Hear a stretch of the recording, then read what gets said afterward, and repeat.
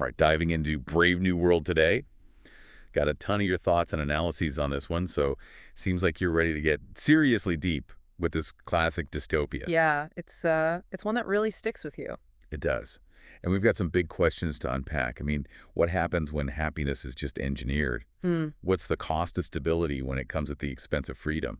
And like, what does all this say about U.S. right now? Right now, it's Yeah. almost scary how relevant it feels sometimes. Exactly. Yeah. So like right off the bat, Huxley just throws us into this crazy world, the world state. I mean, that first scene at the Central London Hatchery and Conditioning Center. Oh, yeah, that gets you. Well, Babies everything. grown in bottles. It's like, whoa, hold on. And then the whole caste system on top of that. It's wild, right? Like in the 1930s, Huxley's imagining this future where humans are basically manufactured. Yeah, manufactured and sorted. You've got your alphas, betas, gammas, all the way down to the epsilons, each one made for a specific job, no questions asked. It's crazy efficient, but also like super creepy. Hmm. They're conditioned from birth to just accept their place. No questioning allowed. Exactly. That's what Huxley does so well. He builds this world where it's all about control through technology, but also through psychology. Like, remember the neo-Pavlovian conditioning? Oh yeah, totally. Yeah. Where they use what, electric shocks and stuff. Yeah, they pair those with things they want the lower castes to avoid, like books, nature, Hmm. anything that might make them think too much. Mm. So you end up with, say, a gamma worker who's basically hardwired to be repulsed by the idea of reading a book. It's messed up, but also kind of genius in a messed up way. Yeah, you gotta admire the thoroughness of it, I guess. And then on top of that, there's the hypnopedic learning, just drilling those world state values into their brains while they sleep. Repetition, repetition, repetition. Exactly, straight into the subconscious. It makes you wonder what's even left of like individual thought in that kind of world. Right. It's all about stability, but at what cost? And then, of course, there's Soma, Ah, Soma. the ultimate escape. Papa Graham and all your worries disappear. But is that really happiness? That's the big question, right? Huxley's pushing us to think about what we even mean by happiness. Is it just the absence of pain? Or is there something more to it? And that whole focus on instant gratification, too. Casual sex, entertainment. It's all about avoiding any kind of deep emotion. Kind of like, I don't know, Kind of like looking in a mirror, maybe? but a little bit, yeah. Makes you think about our own relationship with technology, with social media, with all the things that promise us a quick hit of pleasure. It's almost too easy to just tune out to avoid anything that might make us uncomfortable, just like in the world state. Yeah, it's super unsettling how much Brave New World still resonates. And not everyone in this perfect society is buying into the whole thing, right? We got Bernard Marx, who's like, Oh, yeah, he's the one who sees the cracks in the it's facade. an alpha plus, top of the food chain, but still, he's not happy. The casual hookups, the shallowness, it all just leaves him cold. He's yearning for something more, something real. But he's also kind of an outsider, even among the elite. Like, he's not really comfortable with the whole free love thing. Awkward in a world where everyone's supposed to be super chill and into it. Exactly. And then we've got Lenina Crown, a beta, who's like the poster child for world state conditioning. Beautiful, carefree, totally into the whole pleasure-seeking thing. Her and Bernard, their relationship is... It's a train wreck waiting to happen, right? You could say that. It really shows the clash between these two totally different worldviews. You've got Bernard searching for meaning, and Lenina just not even understanding what he's talking about. They're speaking different languages. Yeah. And then things get really interesting when they decide to visit the Savage Reservation. Oh, yeah, that's where things get wild. Total contrast to the world state. Right. Right. People living in what we would consider primitive conditions. Families, pain, aging. Real life, basically. Exactly. It's a total shock to Bernard and Lenina, especially Lenina. She's like, what is this madness? I mean, can you imagine going from this perfectly controlled environment to, like, actual dirt and suffering? She's completely out of her element. Relies on Soma big time to cope with it. Makes you think about what we consider civilized, doesn't it? Like, what are we willing to give up for comfort and stability? But they don't just go sightseeing on the reservation, right? Nope, they meet someone pretty important there. John, who they call the Savage. Okay, so the Savage. Tell me more. He's a young man who was born on the reservation, but his mother, Linda, was originally from the world state, got left behind there years ago. So he's grown up in this primitive world, but with this connection to the world state through his mother. That's got to create some serious internal conflict. Oh, absolutely. He's drawn to the world state's technology, the idea of a pain-free life, but he's also repulsed by their shallowness. Doesn't really fit in either world. the ultimate outsider. And that's what makes his perspective so interesting, right? Yeah. He sees the flaws in both societies. Exactly. He gets the appeal of the world state's comforts, but also understands the importance of freedom, of individuality, even of suffering. Okay, things are getting juicy now. Hmm.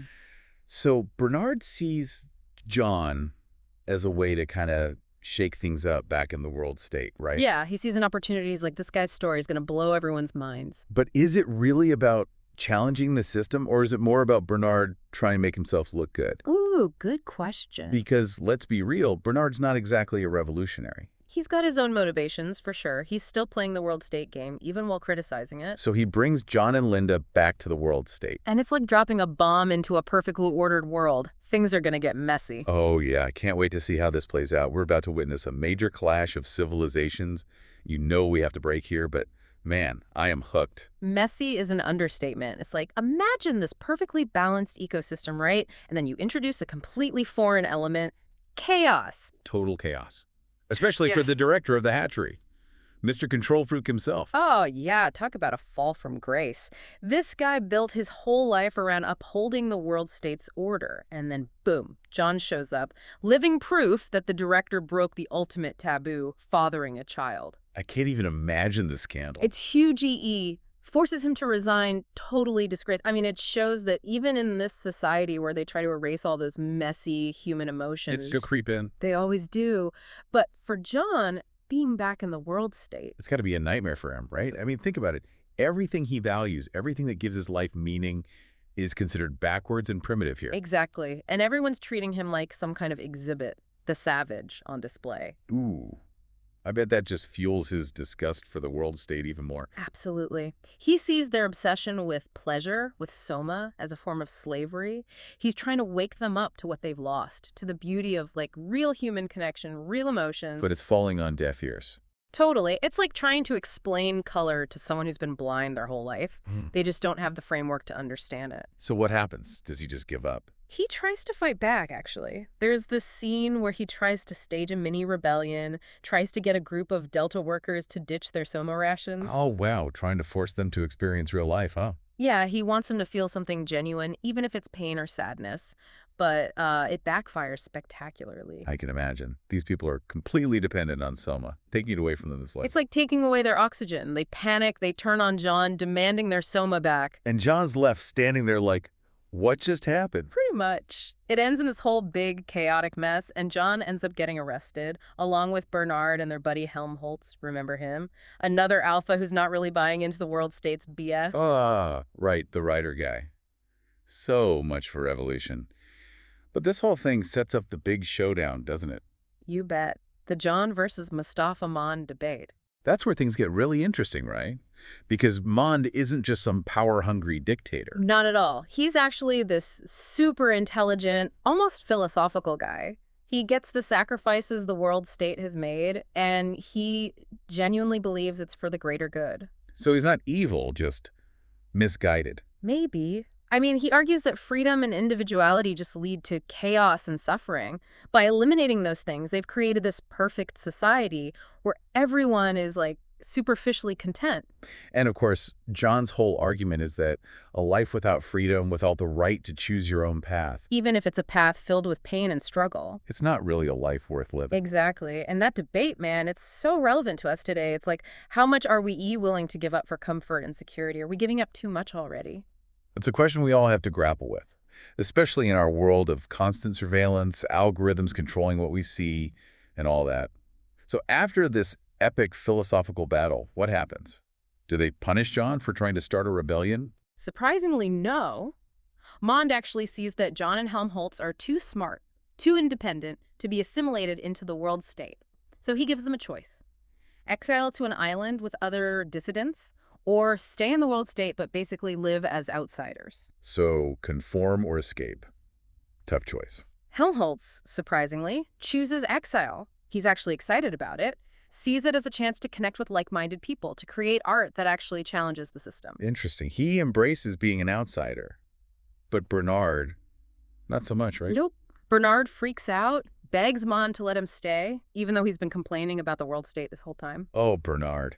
Such a classic example of someone who talks the talk but can't walk the walk. Total hypocrite. He chooses comfort over freedom. But John's story, that's the real tragedy. What happens to him? Does he choose exile? Neither. He doesn't want to conform, but he also doesn't want to hang out with a bunch of intellectuals on some island. He wants something else entirely, something pure, something real. Something outside the world state's grasp. Exactly. He finds this abandoned lighthouse on the outskirts of everything and tries to create a simple life for himself. Gardening, praying, punishing himself for his sins. Whoa, intense. It's like he's trying to recreate the hardship of the reservation, but on his own terms. He's seeking redemption, I guess. But of course, in this world, you can't just disappear, right? Oh no, someone finds him, don't they? Yep. Reporters track him down, and suddenly, his little retreat becomes a media circus. I knew it. They can't help but exploit him, can they? Nope.